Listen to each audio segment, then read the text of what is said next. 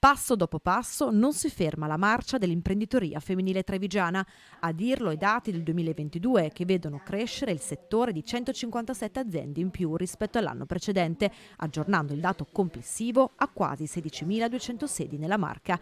Una marcia rosa sempre più affollata, la cui strada per il 2023 è tracciata dal nuovo piano delle attività approvato dalla Giunta Camerale lo scorso dicembre, piano che prevede uno stanziamento massimo pari a 50.000 euro. Un piano corposo perché non dimentichiamo che l'imprenditoria vale un quinto del sistema economico trevigiano, il numero è anche bellunese, per cui un'attenzione particolare al settore dell'imprenditoria femminile data da una progettualità che veda la formazione, l'analisi, cioè tutti i temi che servono a far crescere l'imprenditoria femminile. Imprese femminili che fanno bene anche al termometro dell'occupazione. Nella Marca infatti gli addetti salgono a più di 42.300, una geografia imprenditoriale che vede crescere i servizi alle imprese e alle persone, oltre che il comparto del commercio. Ma non solo, nel 2022 a crescere anche il settore delle costruzioni. Sappiamo che il mondo delle costruzioni ha avuto un fortissimo incremento legato anche agli aspetti del superbonus 110%.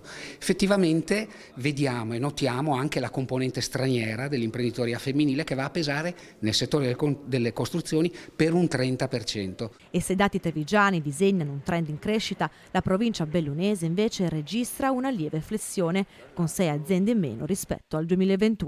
Belluno è aggravato dallo spopolamento, dalla denatalità che pesano sul numero, no, delle imprese, anzi portano a una diminuzione della presenza di imprese femminili sul territorio.